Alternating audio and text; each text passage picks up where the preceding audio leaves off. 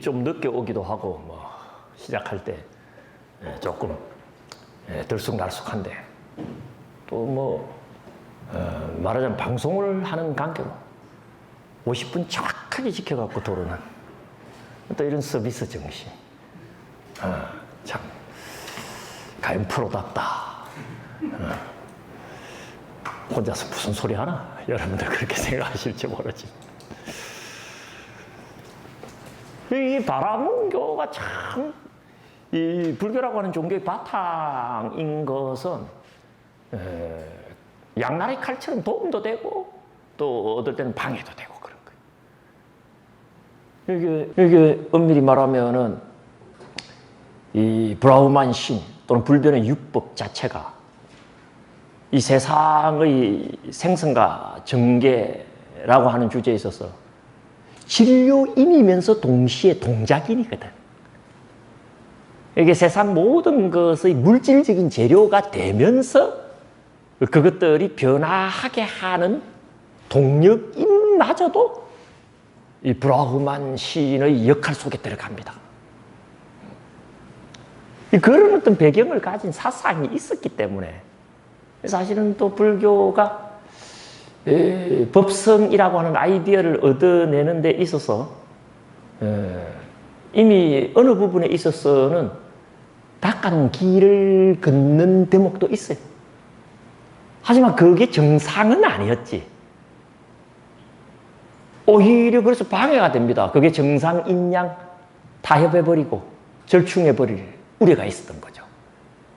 감히 그게 아니다라고 부정하고 거기서 한 발 내딛는 건 정말 백척간도에서 진일보하는 것처럼 목숨을 걸어야 되는 일이었을 줄 모르는데 우리 부처님은 그걸 이제 나는 성공적으로 돌파해내셨다. 그렇게 생각합니다. 그래서 그 무언가로도 고정되지 않으면서도 그 무언가로도 나타날 수 있는 이 절대적 존재성을 지닌 이 불변의 율법. 이걸 이제 바라문계에서는 어떻다? 결국에는 아트만과 브라흐만이 하나다라고 하는 자각 속에서 체험한다, 인지된다, 파악된다라고 주장을 하는 거예요. 그런데 불교는 이 지점에서 무슨 소리? 법성은 식별되지 않으니 결코 식별할 수 없다 하고 딱 끊은 거예요. 그거는 뭐 그렇게 네가 말해도 좋지만은 의외의 후폭풍을 불러들여요. 그렇게 결코 파악되지 않고 인지되지 않고 식별되지 않는 것을 무슨 수로 있다라고 말하느냐. 오히려 그 존재성 자체가 뭐다? 흔들리는 지금 그런 어떤 상황이 나타나게 되는 거죠. 저는 이제 이 부분을 많이 고민하고 오랫동안 이 부처님의 진실이 어디에 있으시는가 하고 이제 고민을 해본 결과 사실은 그 지점이 불교 전체를 관통하는 아주 중요한 하나의 줄, 라인이 되더라, 코드가 되더라라고 하는 참 평가에 이르기까지 되었습니다. 정황정거법이에요. 그러니까 법성과 관련하여서 직접적으로 확인을 한다는 것은 불가능합니다. 불교 입장은 그래요. 직접 확인을 못 했는데 어떻게 그 존재성을 주장할 수가 있느냐. 직접 증거는 없어도 뭐는 있다? 주변 증거, 정황 증거. 불교는 정황 증거법입니다. 처음부터 그랬던 거야, 이게. 근데 우리가 사후 세계를 주장할 때도 어떻습니까? 누가 죽어봤나? 직접 증거 없거든. 전생의 기억이 나나? 직접 증거 없거든. 그래도 있다고 주장하는 게 뭡니까? 주변 증거는 넘치기 때문입니다. 그리고 그 주변 증거를 직접 증거 수준의 증거 능력을 발휘하게 하는 이른바 정황증거법의 두 번째 덕목이죠. 진실한 논리를 개발하는 데 성공한 거예요.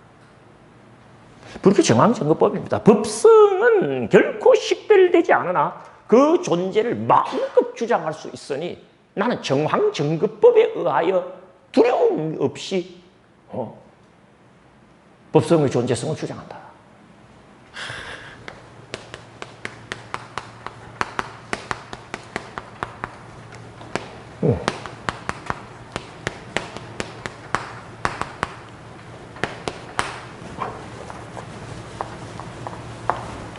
정황증거법.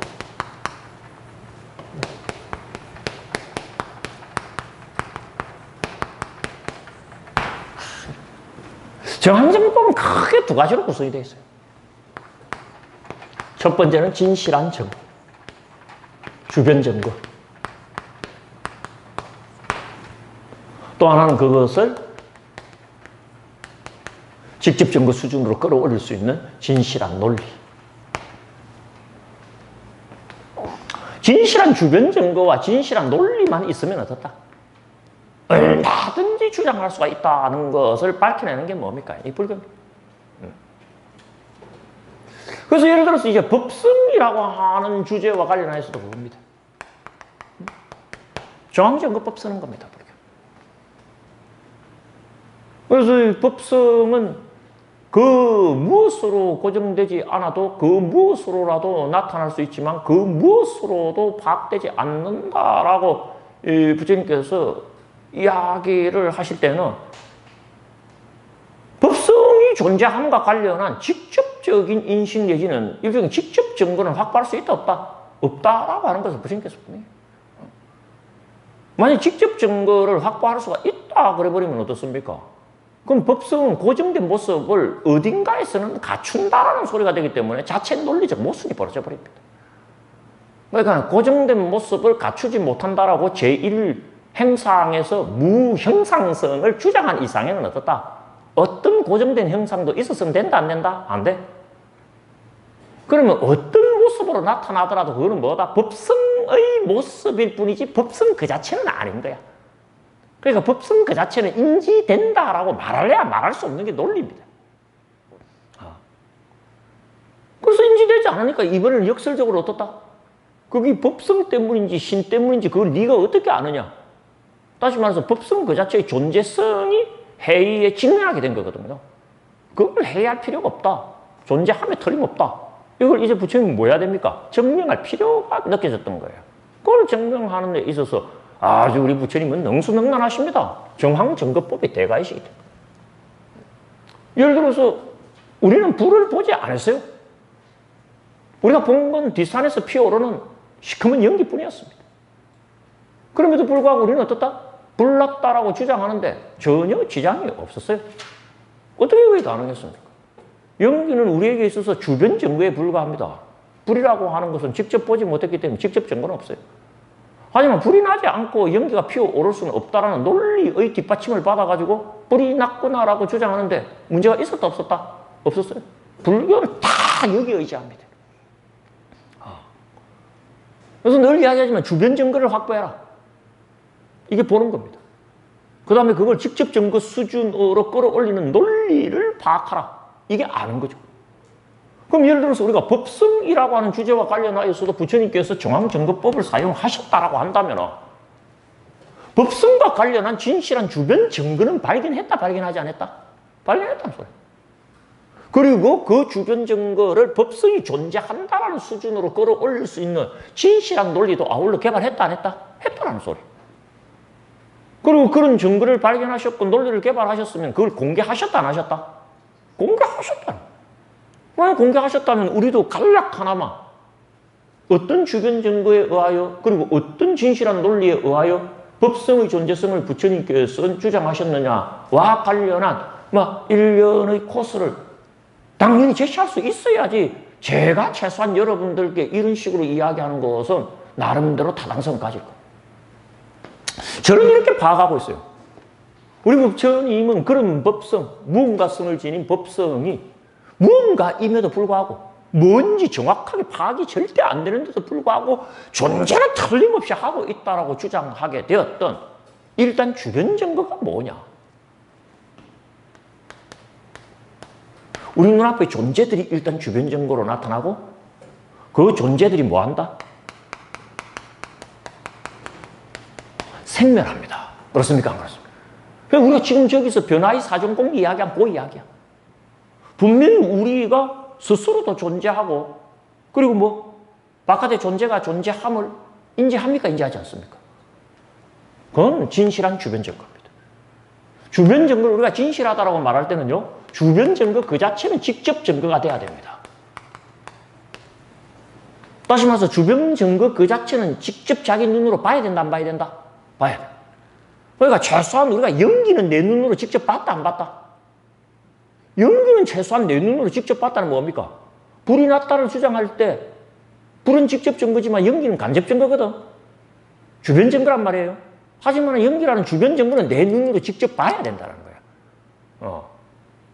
그러니까 주변 증거 그 자체는 직접 증거여야만이 뭐다? 진실하다 소리를 들어. 그럴 때 나도 존재하고 세상도 존재한다는 걸 우리가 일단은 내가 인식하고 있다라는 사실은 그야말로 참입니다. 이건 직접 확인이 된 거야. 분필도 존재하고 나도 존재하고. 그래서 인지하는 주체를 우리는 육거이라고 부르고 인식되는 대상을 육경이라고 부르고 그런 용어를 여기 굳이 사용할 필요 없겠죠? 응? 인식 주체로서의 존재, 인식 대상으로서의 존재. 그래서 인식을 하거나 인식을 되거나 존재하고 있다라고 하는 것은 틀림없는 사실입니다. 직접적으로 확인이 돼, 진실해. 그리고 또 하나 아주 진실한 주변 증거가 있어요. 그 존재가 반드시 생하고 멸하더라. 맞죠? 예를 들어서 술이면 술로 영원히 가지 못하고 술이 멸한 자리에 뭐가? 식초가 생하고 식초도 식초로 영원히 가지 못하고 식초가 멸한 자리에 어떻다? 변질된 어떤 또 액체가 그 자리를 차지하고 맞습니까? 안 맞습니까? 생멸한다. 바로 우리 부처님은 존재와 생멸이라고 하는 이 두 가지 관찰 내용을 뭐로 잡는다? 진실한 증거 1호로 잡습니다. 이 1호 증거에다가 진실한 논리. 진실한 논리는 뭘 의미한다? 어떤 누구에게 의하여서도 그 흠결이 지적되지 않는 논리가 진실한 논리예요. 그 어떤 누구라고 하는 말은 조직적 해이주의를 전제로 하는 말입니다. 조직적 해이주의는 뭘 의미하느냐? 전문가 집단에 의하여 검토되었을 때 타당한 논리다라고 인정받는 걸 진실한 논리라고 불러요. 알겠죠? 그러니까 뭐 모르는 사람들끼리 모여 있는 데서 이렇게 생각하면 된다라고 대충 넘기고 가는 것을 우리가 진실한 논리라고 하지 않습니다. 그러나 전문가 집단이 모여 있는 데서 이런 논리를 구사했습니다. 이렇게 내놓으면 어떻다? 거기서 검토해봐갖고 맞습니다 하면 맞는 거예요. 그래서 반드시 전문가 집단의 검토를 거친 논리를 뭐라 그런다? 진실한. 그 중 한 논리가 뭐냐면 연고관계와 관련된 논리입니다.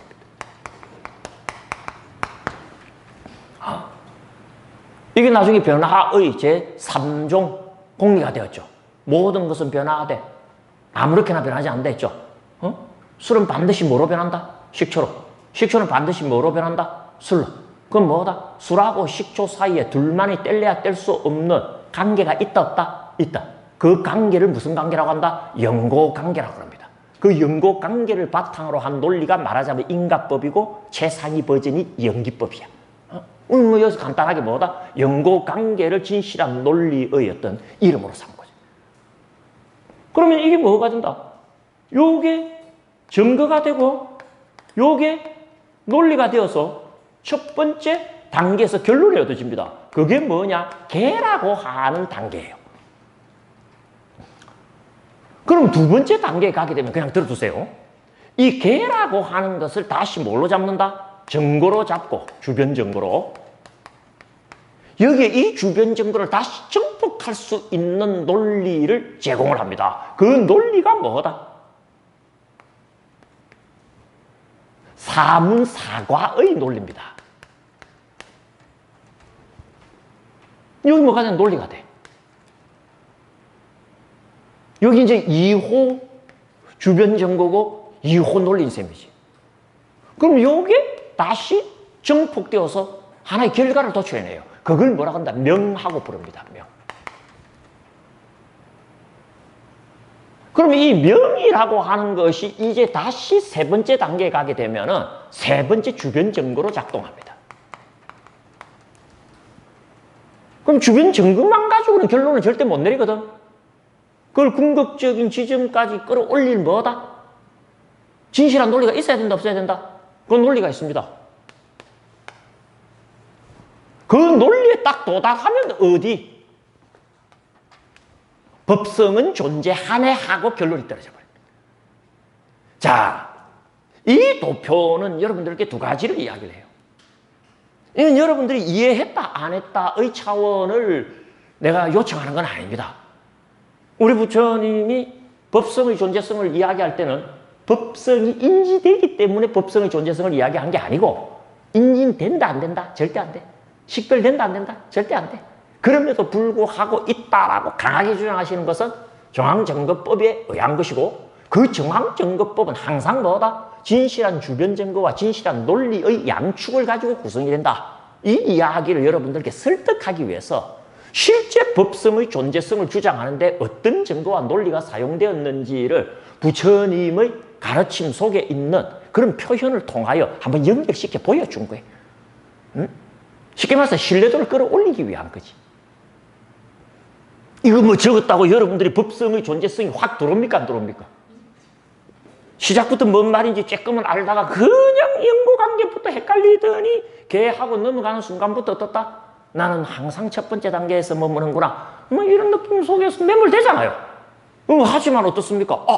존재와 생멸을 첫 번째 주변 증거로 삼아서 거기에 연고관계의 논리를 동원하여 얻은 결과가 계고, 그걸 다시 2호 주변 증거로 삼아서 거기에 합당한 진실한 논리인 사문사가 이렇게 용어가 탁탁 정해지고 그 용어를 제시할 수 있다라고 하는 게 중요하단 말이에요.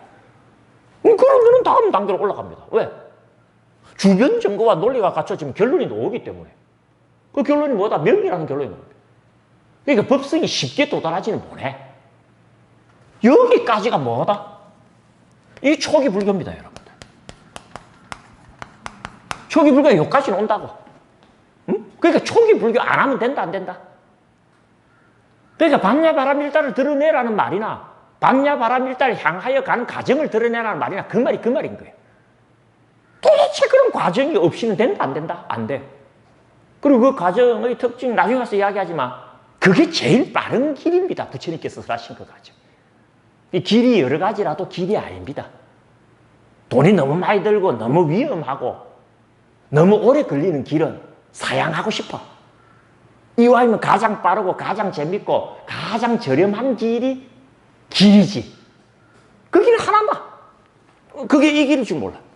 그러니까 그 길 없이 결론은 말하고 싶지도 않은 거예요, 부처님. 그래서 반야바라밀다를 드러내는 거나 반야바라밀다를 향하여 드러내는 거나 부처님의 속뜻은 같으신 거지. 그러니까 수불에게 질문할 때도 어떻다? 보살마살의 반야바라밀다를 드러내어라. 곧 보살마살들이 어떻게 반야바라밀다를 향해 나아가는지를 그 뒤에 붙인 게 그런 미묘한 묘미가 있습니다. 그래서 여기까지가 암경입니다. 암경성 딱 요 두 단계의 주변 증거와 주변 증거를 결론으로 이끄는 논리를 가지고 명까지 치고 올라갑니다. 그러나 이걸 아직 법성이라 그러면 안 돼. 응? 이 지점은 아직 법성이 아닙니다. 왜 법성이 아니냐? 그 무엇으로도 드러날 수 있다 그랬죠. 근데 지금 그 무엇으로 드러나는 지점은 아직은 아니야. 제한되어 있어. 비슷하긴 해요, 명도.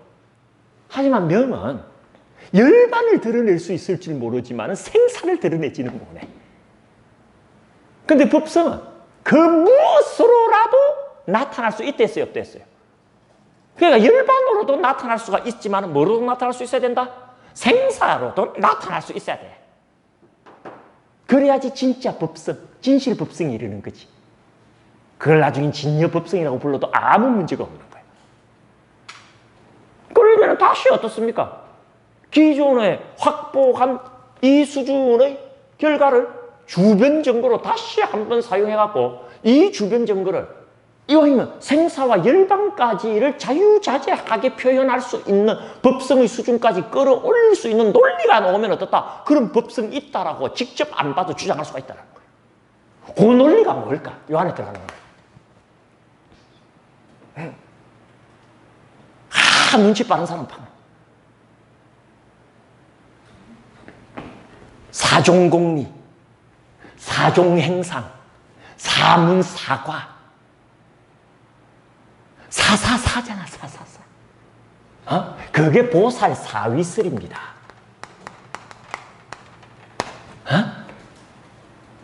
네 단계 보살의 위계 절차가 있어. 신바리보살. 처음으로 뭐다? 마음을 일으키는 보살. 그 다음에 행육바라밀보살. 세 번째 불태전지 보살. 네 번째 일생보초보살. 이 보살의 계위 속에 두 번째 결과로 확보된 명을 세 번째 삼호 주변 정도로 삼으면서 그걸 궁극적으로 법성으로 정복시킬 수 있는 최종적인 논리가 들어있다. 우리는 그렇게 보지.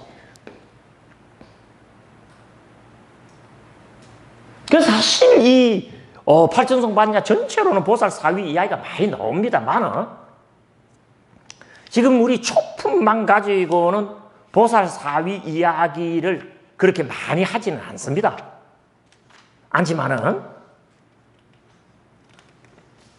불태전지 보살 이야기가 나타나는 대목이 있어요. 그래서 그 불태전지 보살 446페이지 보십시오.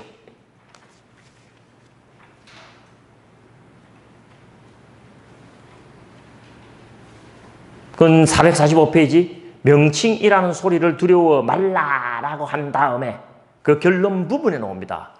그죠? 그는 어떤 보살의 지위에 머무니? 불태전 보살의 지위에 머무니 멈추지 않는. 왜 이 자리에 신바리 보살도 아니고 그 좋은 일생보초 보살도 아니고 불태전 보살의 지위라고 했느냐? 이유가 있을 것 아닙니까? 그걸 알기 위해서는 우리가 보살 사위설을 공부하지 않으면 안 될 뿐만 아니라 그 보살 사위설의 진짜 중요한 역할 내지는 기능이 뭐다?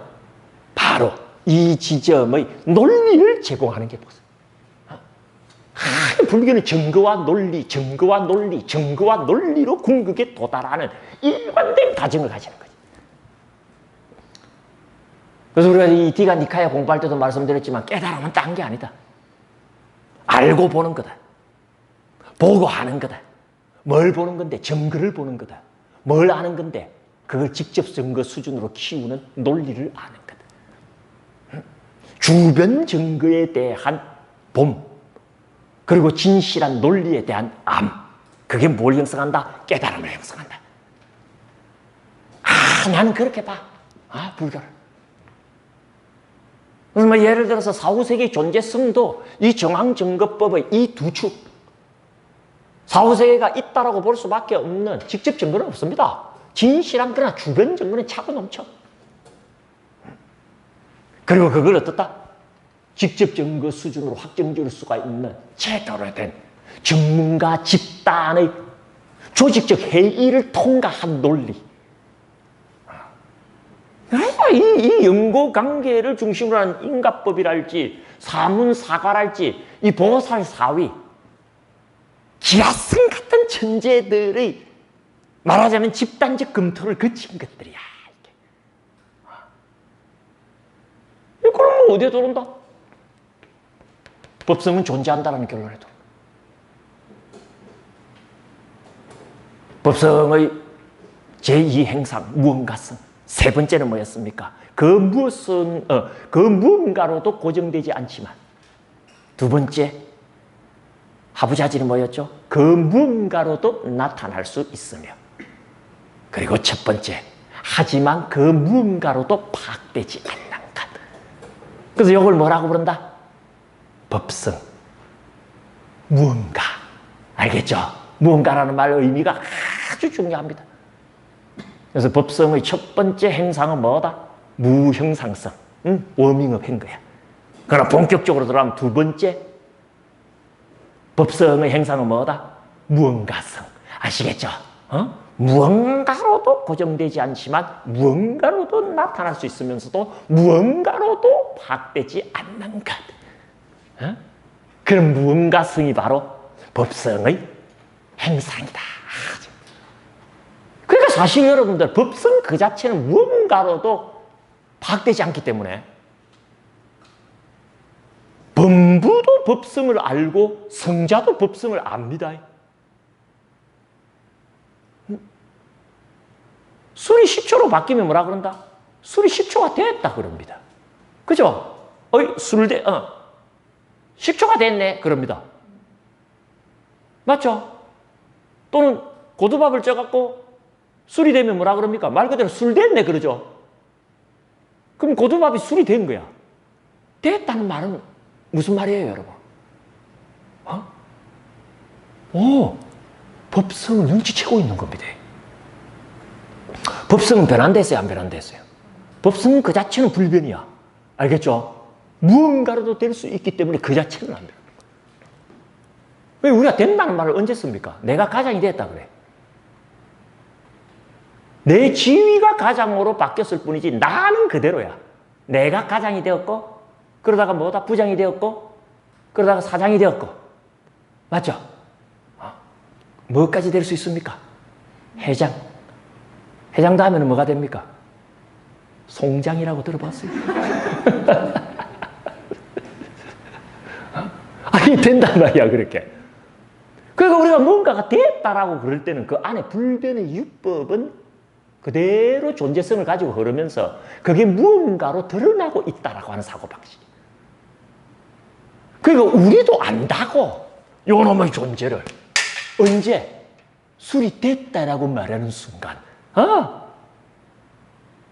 성자도 안다고 술이 됐다라고. 그러면 성자와 범부의 차이는 뭘까? 범부가 술이 됐다라고 할 때 됐다와 성자가 술이 됐다 할 때 됐다의 차이는 논리적으로는 그 안에 변하지 않는 무언가가 있다는 소리거든. 다시 말해서 강한 존재성을 가진 무언가가 있다는 소리거든. 범부는 직관하고 성자는 증명하는 거야. 그걸 불교에서는 정득한다 그러지. 범부는 그냥 직관적으로 됐다라고 보는 거야. 하지만 성자는 뭐다? 정황정거법의 일관된 과정을 거쳐서 된 게 만례하고 확인이 끝났지. 응? 범부와 성자는요, 직관과 증명의 차이일 뿐입니다, 여러분. 보는 건 똑같이 봐. 그러나 범부는 직관했기 때문에 뭐다? 누가 이상한 논리를 갖고 아니다라고 주장하면 그런가 하고 넘어가.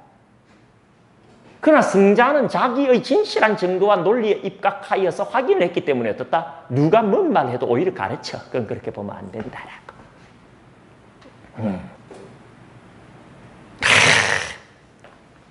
어쨌든 법성은 그렇게 여러 가지 모습으로 나타나고 그 어떤 모습으로도 고정되지 않는다. 그런 강력한 존재성을 지닌다, 안 지닌다? 지닌다. 태양은 존재합니까? 존재하지 않습니까? 정오의 뜨겁게 장렬하는 태양. 존재하죠. 그런데 혹시 태양 보신 분 계세요? 그 장렬한 태양. 그런데 태양이 존재한 줄 어떻게 합니까? 우리는 그림자를 보고 아는 거야. 그죠? 태양이 있으면 내 그림자가 생깁니까? 안 생깁니까? 아, 저 내 태양이구나. 직접 못 봐. 너무 밝았어. 하지만 어떻다? 그림자를 봐. 태양 때문에 생긴 그림자라고. 간접 증거야. 주변 증거지. 이걸 가지고 뭐다? 태양이 없으면 이놈도 없지. 오늘 태양의 존재를 결정짓지. 어? 법성은 태양과 같이 밝았어. 그 존재성이 태양처럼 강렬하여 직접 못 봅니다. 바람문교는 한번 볼까 싶어갖고 별짓을 다 해봤지만 눈이 멀지. 못 봐. 꼭 봐야 하나? 아니죠. 나는 내 그림자를 보고 내 머리 위에 태양이 빛나는 줄 알았도다. 슬기로운 사람이지. 물론 뭐 까만 간유리 가지고 이래 보고 뭐 하면 돼. 근데 그렇게 해갖고 태양의 존재를 보는 사람은 없습니다. 아, 태양 뜨겁네 하고 가지. 이렇게. 그죠? 이 과정을 그럼 그렇게 쉽게 어떻다 자연스럽게 법성을 존재했어.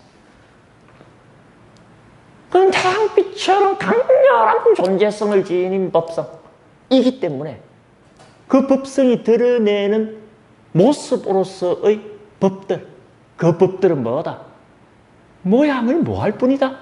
변화시킬 뿐이고 바꿀 뿐이지 절대 뭐하지는 못한다? 없어질 수는 없는 거였지. 그래서 관찰된 내용이 뭐다? 모든 것은 변화할지언정 뭐하지는 않는다? 없어지지 않는다. 그건 법성의 어떤 행상 때문에 가능했다? 제2행상, 무언가 성 때문에 가능했다. 되겠습니까? 뭐 대충 이제 그 정도 정리해 놓으면 충분하지 않을까 싶어요. 지금 우리 수준의 이야기 속에서.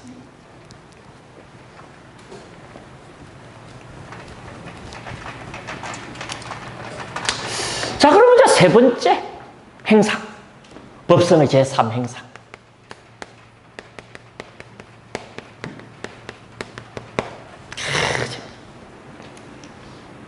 관계 반응성이라는 겁니다. 관계 반응성.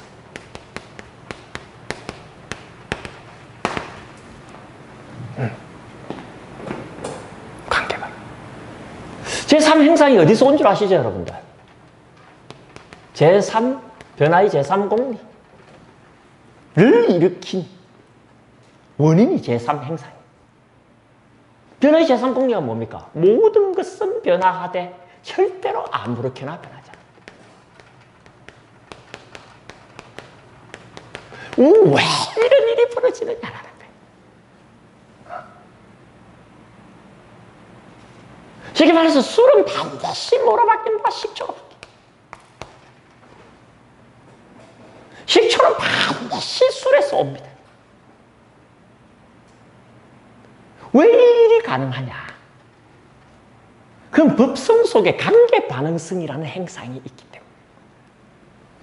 관계 반응. 관계 반응성이라는 것은 뭘 의미하느냐? 관계가 존재를 결정짓게 하는 성질이에요.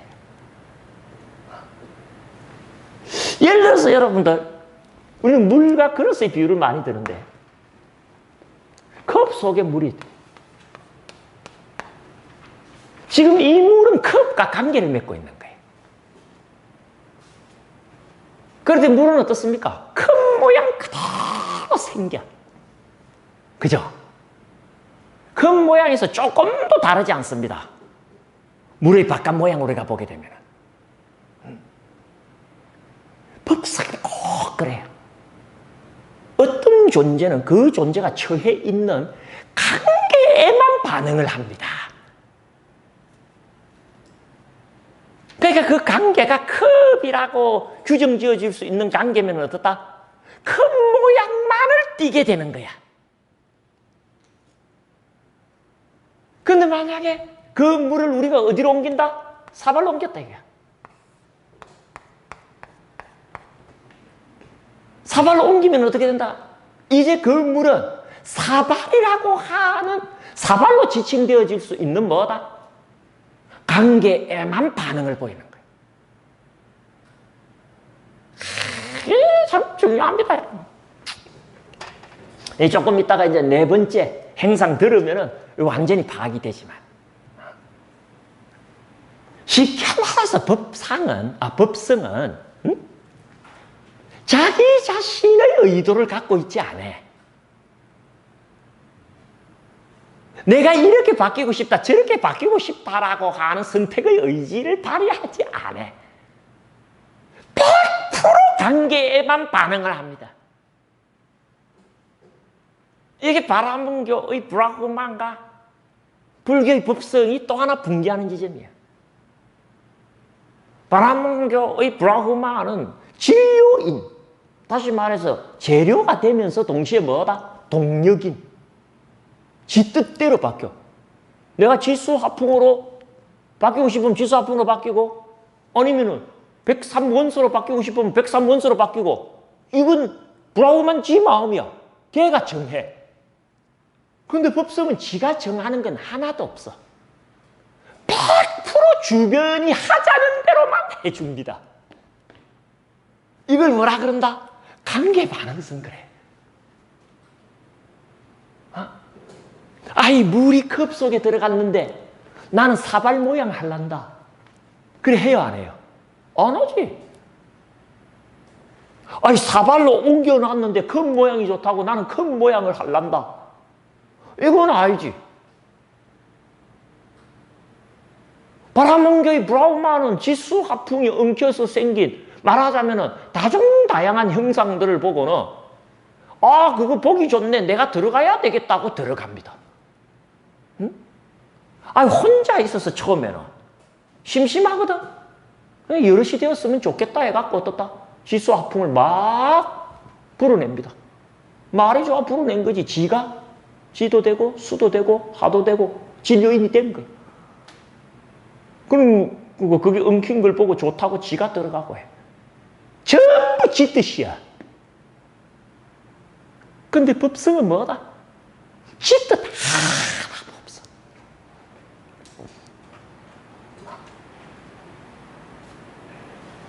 그게 우리가 흥미로운 건 뭐냐면은 법성은 철저히 관계 반응성이라고 하는 행상을 그 정체로 하고 있기 때문에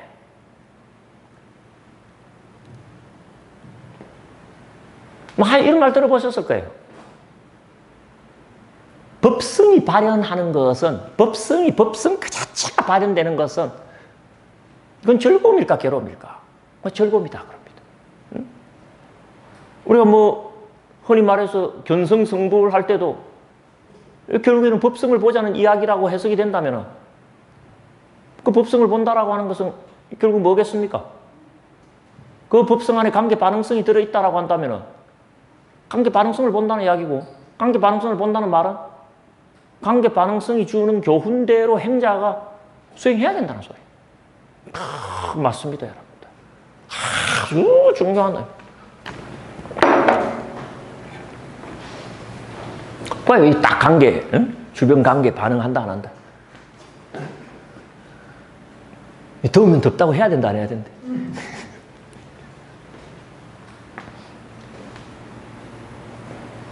그리고 그런데 열반, 해탈, 이런 이야기를 하는 것은요, 실은 이 법성의 관계 반응성을 드러내는 걸 보고 열반이다, 해탈이다, 이렇게 우리가 해석을 하죠.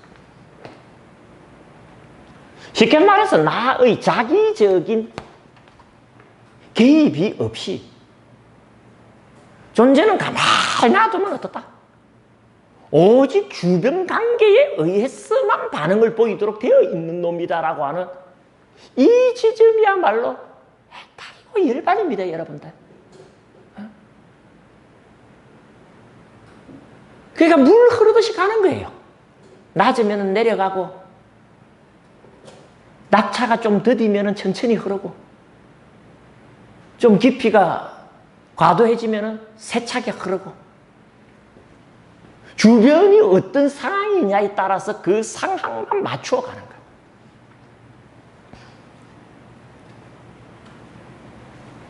우리 12처설만 하더라도 육근을 대표적으로 의라고 그럽니다. 그리고 육경의 대표가 뭡니까? 법이라고 그래요. 이런 거, 이런 거. 육근, 육경이라고 한다면 불교의 가장 초보적인 가르침이에요. 근데 그 초보적인 가르침인 육근, 육경의 제6근인 의근과 제6경인 법경의 말하자면 세트 속에 이 과정을 거쳐야지 확인되어지는 법성의 관계 반응성이 이미 투영이 되고 있는 거야. 아까 이야기했지만 어떻습니까? 그냥 지 수준에서 알았을 뿐이지 그 표현을 하실 때 우리 부처님의 말하자면 속마음의 전모라고 하는 것은 정말 유불여불 내는 구진이라 부처와 부처만이 알지 그 파악하기 어려운 지점이 분명히 있는 거예요. 그런데 우리 이런 말 하거든요. 이 의와 법이라고 하는 걸 두고. 응? 해탈은 뭐냐? 내 뜻대로 한 게 법대로 한 것이 되는 지점. 그래 이야기. 내 뜻대로 했는데 뭐다? 그게 법대로 한 게 되는 지점. 그때 법대로라고 하는 게 뭔 줄 압니까?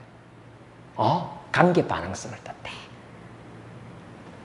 쉽게 말해서 주변 관계와 싸운다, 안 싸운다? 그 주변 관계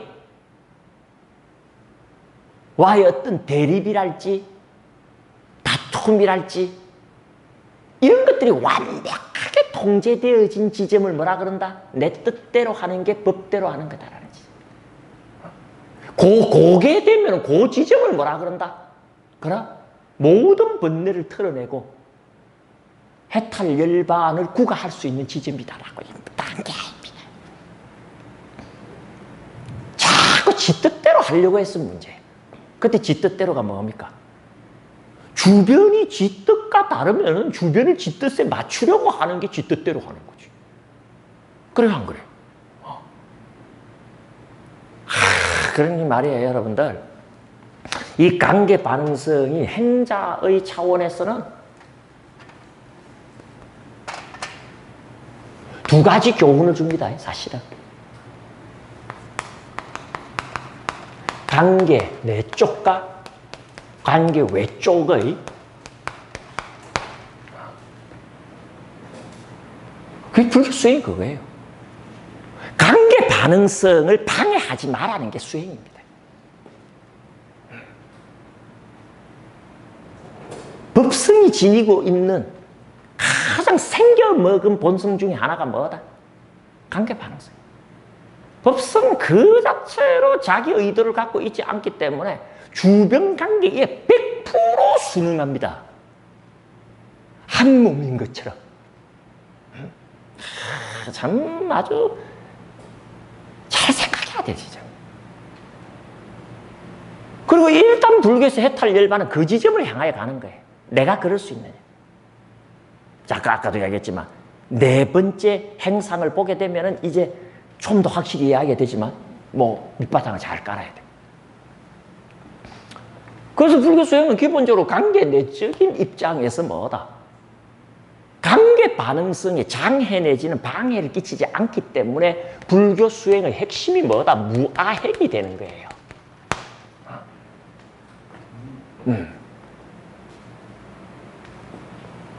무아행이라고 하는 게 뭡니까, 여러분들? 정법행입니다.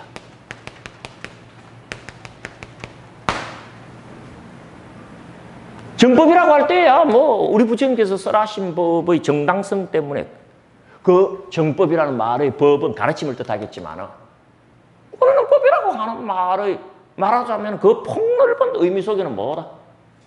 법대로 행하는 걸 법행이라고 해도 돼. 응? 법대로 행한다는 건 뭐다? 관계에 거부하지 않고 순행하는 겁니다.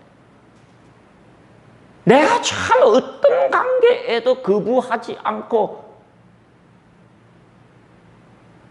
그 관계가 생겨먹은 대로 나도 같이 생기는 거야.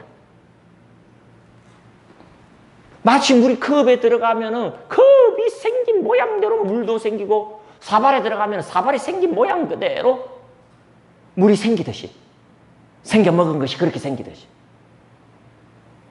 그러려면 무아행해야 된다. 나라고 하는 것이 존재하는 한에는 어떻습니까? 관계에 절대로 100% 순응 안 합니다. 나를 전제로 이익이 되느냐 되지 않느냐 따진단 말이에요.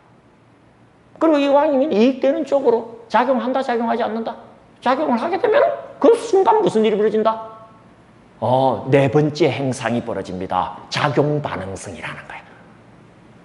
법상이라는 놈 자체는 관계 반응성이지만 이제 마음의 개입이라고 하는 부분이 이제 네 번째 들어오게 되는데 마음이 개입되었을 때는요 앞에 거 다 말려버리고 작용 반응성만 드러납니다. 이게 또 그게 또 법성이야. 근데 우리 존재라고 하는 게 생명체의 경우에는 마음이 물질적인 토대로부터 떠날 수 있다 없다? 없어? 물질적인 토대는 절대적으로 법성의 제1, 제2, 제3 행상에 입각하여 작동합니다. 근데 그게 말하자면 화합하고 있는 우리 마음, 이 마음이 뭐다? 쉽게 말해서 아집을 가진 마음이다라고 하는 순간 어떻게 된다? 앞에 있는 것들은 적용 안 됩니다. 작용 반응성이란 것만 딱 적용해갖고 법성이 드러나기 시작합니다. 이제 꼬이는 거야, 이게. 그래서 이 관계 반응성이 전제됩니다. 제사 행상을 공부하기 위해서도. 관계 반응성을 보존해야 돼요. 그래서 일단 자기 자신에 대해서 뭐 해야 된다? 무아행해야 됩니다. 무아행이라고 하는 것은 무아소행을 전제로 합니다.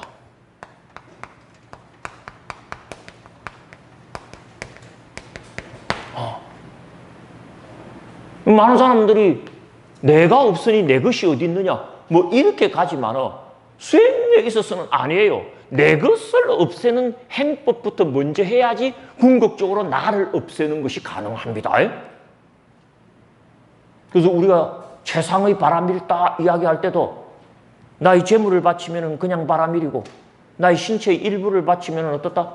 우파, 보시바람일이고 나의 목숨을 바치면 어떻다? 그걸 최상의 보시바람일이다. 이렇게 분석하는 부파도 있다는 이야기를 해드렸는데 참 실천 수행의 관점에서는 잘 본 거예요. 일단 내 것부터 날리는 행을 해야 됩니다. 그래서 내 것이라고 할 만한 것 중에 날릴 수 있는 것을 다 날리고 나면 어떻다?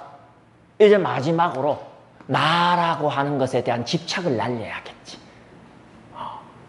그 나라고 하는 것에 대한 집착이 결국 욕집과 색집과 무색집으로 이루어집니다. 그걸 정규적인 수행법에 의학하여 날려. 그런 일련의 방법이 쓰여지는 이유가 뭐다? 우리 존재 자체가 법성의 관계 반응성을 장애할 수 있는 관계 내적인 장애 요인을 가지고 있기 때문에. 관계. 그리고 관계 외적으로도 여러분들 상대적인 박탈감이나 상실감 같은 것을 느끼는 멘탈이어서는 안 됩니다. 이 수행자는 역설적으로 자존감이 강해야 돼. 자꾸 바깥을 의식을 해요. 바깥을 의식을 한다는 것은 관계 반응성을 도와주는 게 아니고 관계 반응성이 장애가 됩니다. 저 사람이 잘 살면 잘 사는 대로 잘 사는 갑다. 못 살면 못 사는 대로 어떻다? 또 못 사는 갑다. 이렇게 보고 넘겨야지. 그래서 상대방과 관련하여서 일일이 우리가 반응한다라고 하는 걸 관계 반응성이라고 착각하지 말라는 뜻에서 이야기합니다. 이 수행이 자기 수행이 그렇게 돼요. 관계 외적으로는 어떻다? 자기 자존감을 갖추어서 바깥에 일희일비하지 않을 수 있어야 되고 안으로는 근본적으로 무아소행과 무아행을 통하여 자기라고 하는 것과 관련된 그런 어떤 집착이 제거되어야 된다. 이런 이야기 불교에서 많이 하잖아요. 그죠? 그 이야기를 하는 이유가 뭐다?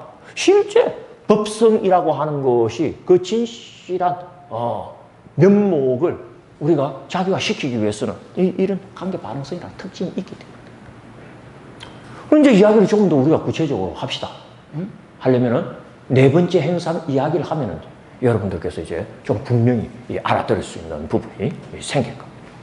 어쨌든 이 제3행상을 여러분들이 살필 때는 이 물과 컵의 비율을 잘 이해를 하시면 참 좋습니다. 뭐 아까도 이야기했지만 우리가 구체적인 이야기를 할 시간이 충분치 않아서 해야 될 많은 논의들을 제가 그냥 넘어갑니다만 사실은 이 제3행상의 관계 반응성이 나오게 된 배경이 아무렇게나 변하지 않는다는 것을 설명하기 위해서 나온 거거든. 아무렇게나 변하지 않는다는 것을. 어떻게 여러분들은 연결이 되시는지 모르겠어요, 이게. 연결되시. 모든 존재가 변화하되 아무렇게나 변하지 않는 이유는 안에 있는 것이 아니고 밖에 있는 거야. 바깥이 그와 같은 상태를 요청하기 때문에 그것에 저항하지 않는 내가 그런 식으로 바뀌는 거야. 요거 때문입니다, 여러분들. 앞으로 요 부분 설명이 이루어질 수 있는 그런 대목이 이제 적지가 않을 테니까 좀 더 자세히 그런 걸 이야기를 하고 이제 네 번째 행상으로 한번 넘어가 보도록 그렇게 하겠습니다.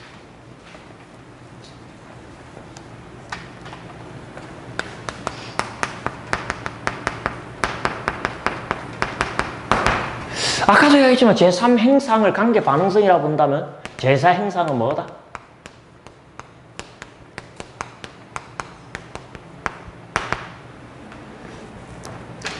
이건 우리가 법성을 관찰하는 범위로 하자면 전체에 적용되는 건 아닙니다.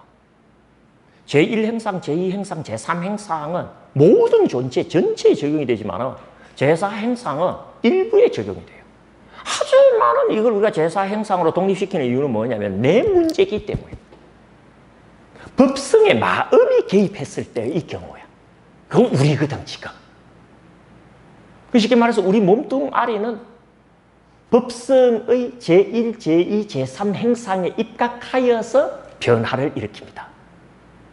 변화할 영원히 머물지 못해요, 우리 몸. 맞죠? 그리고 변화할지언정 없어지지도 않습니다. 우리 몸도. 흩어질지언정 없어지지 않고 변화할지언정 없어지지 않아요. 무너질지언정 없어지지 않습니다. 왜?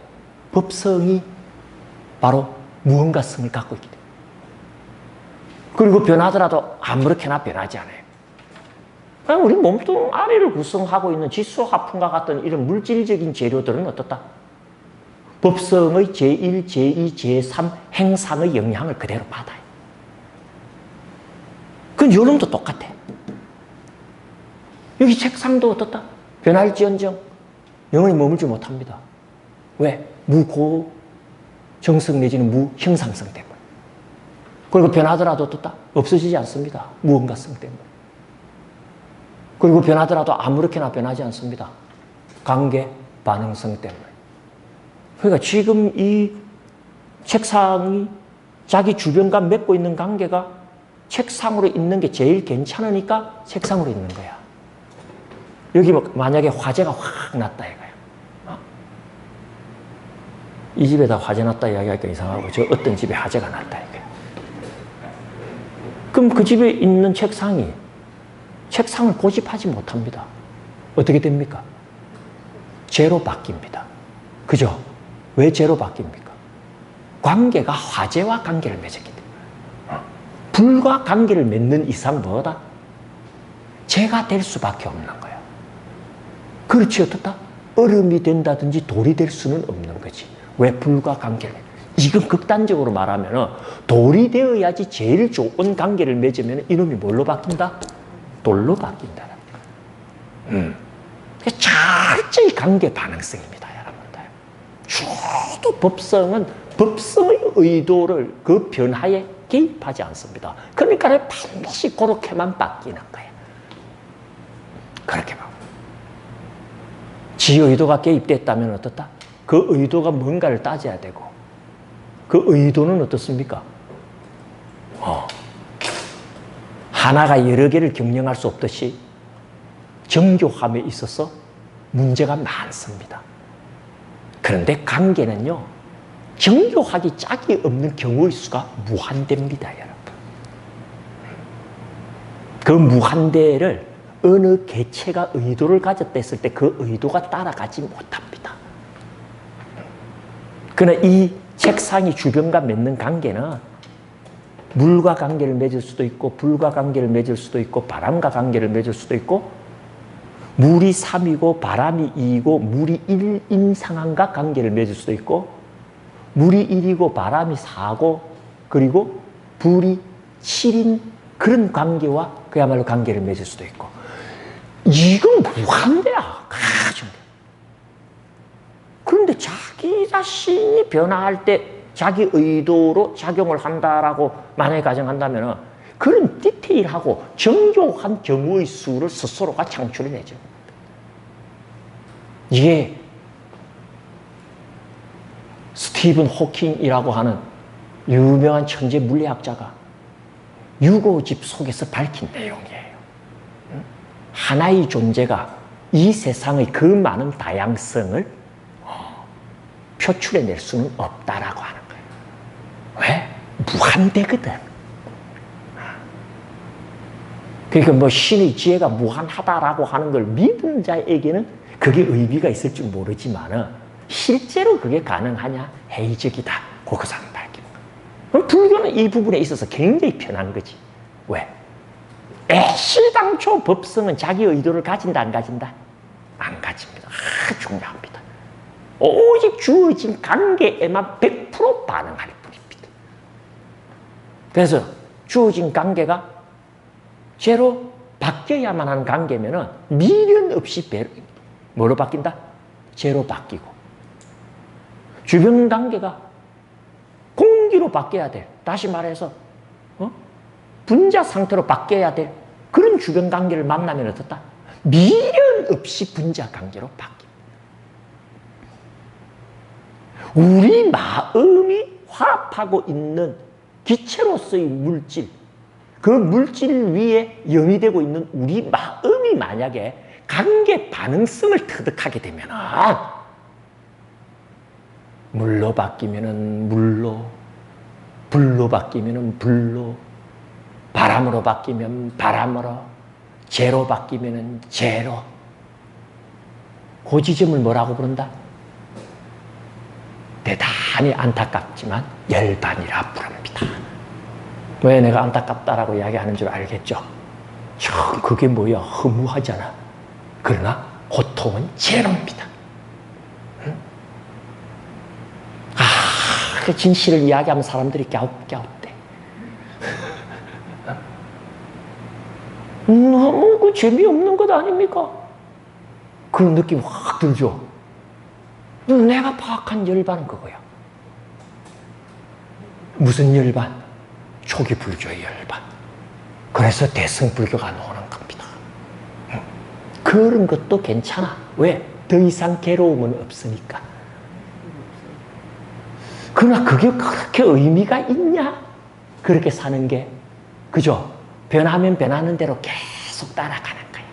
A가 나오면 A구나, B가 나오면 B구나, C가 나오면 C구나.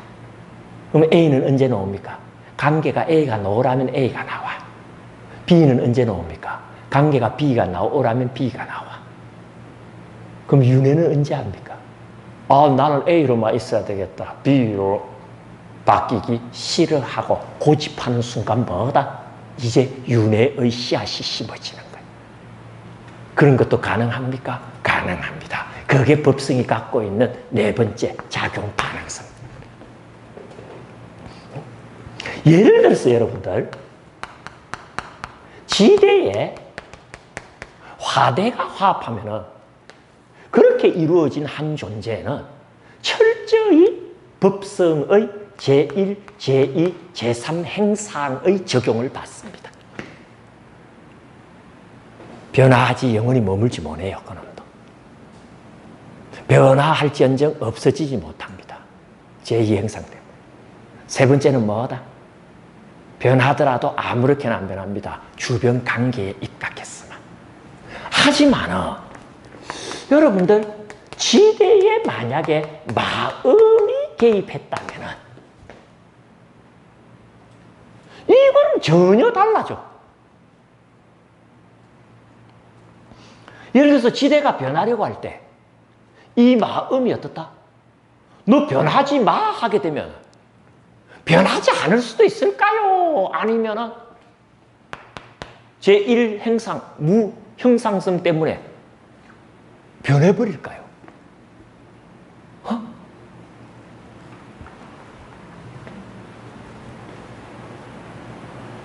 마음은 지대의 변화를 영원히 막지는 못해도 어느 정도 의미 있는 시간까지 뭐 할 수 있다? 막을 수 있는 능력을 가지고 있어. 그 능력에 법성이 반응을 합니다. 마음이 왔을 때는. 쉽게 말하면 지대의 법성은 마음의 법성이 심성에 반응을 보여. 그래서 지대 그 자체의 법성에 입각하면 변해야 된다, 안 변해야 된다? 변할 수 있는 주변 환경이 오면 변해야 된다, 안 변해야 된다? 변해야 돼. 변해야 되지만 어떻다? 마음이 개입되어 있을 때는 마음의 작용에 의하여 그 변화가 일정 기간 유보될 수 있다, 없다? 있어. 그것도 뭐다? 법성이야. 그 법성을 뭐라 그런다? 작용 반응성. 이렇게 부르는 거야.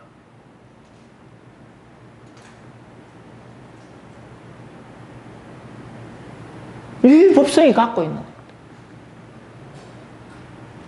이 법성이 마음을 전제로 하여 우리에게 알려주는 하나의 정보인 제4행상. 법성의 작용 반응성은 방금도 우리가 봤지만은 지대가 마음이 개입되지 않았다면 화대로 바뀌어야 될 그런 관계를 주변에서 재개하게 되면 하대로 바뀐다, 안 바뀐다? 바뀌어야 됩니다. 그런데 주변 관계가 지대를 화대로 바꿔야 하는 관계임에도 불구하고 마음이 개입되어 있을 때는 어떻다? 그 마음이 바뀌기 싫다라고 하는 작용을 가하면 그 작용에 뭐 한다? 반응을 해갖고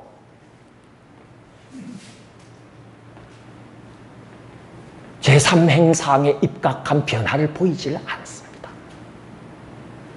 이 부분을 특정해가지고 다시 말하거니와 뭐라고? 제4행상으로 잡아. 그래서 뭐 그 이야기와 관련하여서도 법상이 드러낸 상의 양상 차이를 일으킬 수가 있다. 제3공리의 발현을 방해하는 수준까지 간다. 또 잘 발휘하게 되면 역설적으로 모든 개별체의 법성 발현이 가능한 지점까지 가기도 한다. 그래서 마음, 곧 의식작용을 일으키는 것을 주의해야 한다. 뭐 이런 이야기가 이제 이 지점에서 많이 붙어 나옵니다. 그나마 그런 세세한 이야기는 오늘 처음 이 법성의 사종 행상을 소개하는 이 시간에 여러분들이 성취해야 될 그런 어떤 과제는 아니고 일단은 법성이 이런 행상을 가지고 있다 하는 걸 여러분들께서 어떻다? 인지를 하시면 됩니다. 근데 이렇게 이제 4가지 행상을 이야기를 하고 나면 여러분들은 어떻습니까? 첫 번째 행상 이해가 그렇게 어렵지 않았죠? 응? 무형상성. 고정된 형상을 갖지 않는다더라. 그 다음에 2번째 행상을 이해하는 것도 그렇게 어렵지 않았을 거예요. 무언가성. 무언가로도 고정되지 않지만 무언가로도 나타날 수 있으면서도 그 무언가로도 파악되지 않는다. 그래서 뭐 아리까리하지만 그런 대로 이해하는데 어렵지 않았어요. 그 다음에 3번째 관계 반응성은 더 쉬웠을 거야. 그렇죠? 법성은 그 자체로 의도를 갖지 않기 때문에 주변 관계에 의해서만 100% 수능 반응을 보인다. 여기도 여러분들 이해하는데 그렇죠. 제일 까다로운 부분이 결국 어느 부분입니까? 4번째, 작용 반응성이라고 하는 것이 법성의 한 가지 행상으로 등장하는 것. 이건 여러분들 실제 조금 힘들으셨을 거야. 그러나 걱정할 필요가 있다 없다? 없어요. 왜 없느냐? 바로 그게 까다롭기 때문에 주제가 마음으로 넘어가기 때문입니다. 그래서 쉽죠, 여러분들. 우리 교재 한번 보십시오. 맞죠? 응? 우리가 442페이지. 그건 5번째 단락. 반야 바람일다도 얻을 수 없다. 여기까지 공부했던 것 아닙니까? 그죠? 그리고 그 다음에 뭡니까? 없다는 소리에 두려워하지 말라 하는 말 나오죠. 그럼 일단 여러분들 5번 단락인 반야 바람일다도 얻을 수 없다. 이거 우리가 이 법성의 사종 행상에 입각하여 설명하면 어떻게 해야 될까요? 첫 번째 무형상성이야. 반야 바람일다가 되었던 보살 마살이 되었던 그건 고정된 형상이 아니야. 왜 고정된 형상이 아닙니까? 법성 자체가. 그러니까 보살 마살이 법성이 되었던 반야 바람일다의 법성이 되었던 법성은 무형상성이기 때문에 어떻다? 고정되지 못해. 그러니까 그런 걸 있다고 부르면 된다 안 된다? 안 되는 거야. 하지만은 그렇다고 해갖고 두려워할 필요는 있다 없다? 없어. 왜 없습니까? 무언가 성에 의하여 없어지지는 않으니까 두려워할 필요는 없어요. 그래서 그 밑에 뭐라고 해놨다? 없다는 소리에 두려워 말라 그러면서 하지만 부처님 만일 이와 같이 말하고 가르치고 교시할 때 보살의 마음이 움츠려들지 않고 오므라들지 않고 지치지 않고 힘들어하지 않고 고개 떨구지 않고 풀이 죽지 않고 떨지 않고 두려워하지 않고 두려움에 떨어지는 일이 없다면 실로 이 보살 마살이야말로 반야 바람일다에 대해 교육을 받을 만합니다. 그리고 이것이 바로 보살 마살의 반야 바람일다라고 알아야 하며 또한 이것이 바로 반야 바람일다에 관한 시도입니다. 만일 이와 같이 서 있을 수 있다면 이것이야말로 그에게 지도이자 교육인 것입니다. 그러니까 이 6번 단락 이전까지는 어떻다? 계속 부정하면서 분위기를 아주 엄울하게 끌고 가더니 6번 단락에 와갖고는 어떻다? 그런 이야기를 함에도 불구하고 두려워하지 않고 떨지 않을 수 있어야 진짜 보살이고 반야 바람일다도 배울 수 있다면서 탁 반전시켜버리잖아요. 이 배경은 어디에 있습니까? 제2행상 무언가성. 그러니까 제1행상 무고정성에 의해서 또 무형상성에 의해서 무언가 있다는 소리 하지 마라. 그러면서도 어떻다? 제2 무언가성에 의하여 그렇다고 아예 없어진다고 두려워해서는 또 안 된다고 막아버리는 거야. 알겠죠? 그리고 난 다음에 7번째 주제가 뭘로 넘어갑니까, 여러분들? 마음은 마음이 아니다. 8번째 주제가 뭡니까? 마음이 아니니 유무를 묻지 못하다. 9번째 주제가 뭡니까, 여러분들? 마음 아닌 마음의 정체 그러면서 마음 이야기로 급속도로 주제를 전환시키죠, 그죠? 그 이유가 어디에 있느냐? 바로 이 4번째 작용 반응성과 관련된 이해를 좀 더 돈독히 하고자 하는 시설이 거기 이루어지고, 그리고 오늘 여러분들 공부한 이 법성과 관련된 사종 행상 중에서 제1행상인 무행상성, 또 2번째 행상인 무언가성, 3번째 행상인 관계 반응성, 여기까지만 여러분들 잘 이해해 놓으면 오늘 됩니다. 그리고 법성 이야기를 어차피 했고 사종 행상 이야기를 어차피 했으니까 4번째 행상으로 무슨 행상이 있다? 작용 반응성이 있다는 것은 기억하고 가야 됩니다. 근데 그 작용 반응성만큼은 이해가 지금 잘 안 됐잖아요, 그죠? 그 부분은 마음이 개입하기 때문이다라는 이야기를 했죠. 그래서 마음이란 무엇이냐 이야기를 다시 해야 됩니다. 맞죠? 마음은 법일까 법이 아닐까? 그래서 마음에도 법성이라는 게 있다고 해야 될까 없다고 해야 될까? 문제가 벌어집니까 안 벌어집니까? 그죠? 복잡한 이야기가 벌어지는 거예요. 그래서 요 마음이 개입한 4번째 경우 이야기를 부처님은 외면하지 않고 수보리는 자기의 의견을 밝힘에 있어가지고 이 부분을 공론화시킵니다. 이게 불교의 장점이거든. 숨기는 거 없습니다. 얼버무리는 거 없습니다. 골치 아픈 문제일수록 정면 돌파를 하지. 그러면서 대승 반야경이 바라보는 마음의 정체가 스레지게. 그 마음의 정체가 스레짐으로써 어떻다? 법성의 사종 행상도 완벽한 세트를 이루게 되지. 그 이야기가 언제 베풀어지는 이야기다?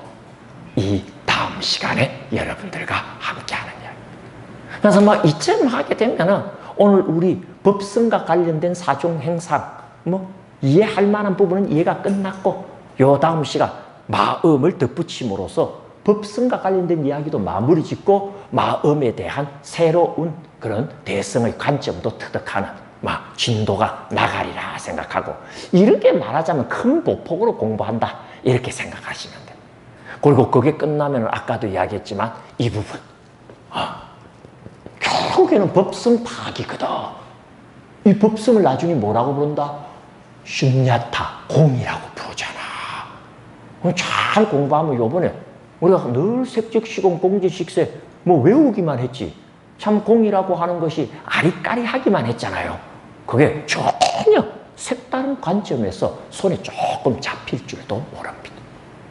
전문적인 강의이다 보니까 이해하는 데 한계가 있는 건 저도 압니다만, 그렇다고 해야 할 이야기를 안 하고 넘어가지 않는 것이 제 강의 스타일이라는 거 잘 아시죠? 그 말은 뭐다? 다음 주 마음에 대한 이야기는 더 머리를 쥐어 뜯어야 될 거다라고 하는 걸 미리 경고해 드리면서 오늘 이 유튜브로 진행된 강의 어떻게 잘들 경청하셨는지 모르겠어요. 10분은 계속 들어왔습니까? 몇 명이 또 빠져나갔어요? 예, 9명 현재. 이제 듣고 있었어요? 아유, 그 정도면 집중력이 괜찮았네요. 네. 좋아요. 네. 좋아요도 들어옵니까? 예, 저는 그런데 집착 안 합니다. 여러분들, 어려운 이야기였습니다만은, 이런 이야기는 어렵다고 안 하고 심오하다, 이런 이야기 합니다. 응? 이해하기가 까다로운 것에 2가지가 있죠. 이해하는데 까다로웠는데 이해하고 나면 아주 의미가 충분하면은 그건 심오하다 이야기하고, 이야기가 까다로웠는데 이해해도 별 볼 일 없으면 어떻다? 그건 어렵다. 그래 이야기를 우리 이야기는 심오하지 어려운 이야기는 아닙니다. 이 이야기가 까다롭다고 하더라도 이해하고 나면은 우리가 불교를 바라보는 상당히 중요한 안목을 이번 기회에 얻을 줄 모르니까 우리 그런 기대감을 가지고 다음 시간 또 기다리도록 하겠습니다. 자, 오늘 이야기 여기서 모두 마무리 짓도록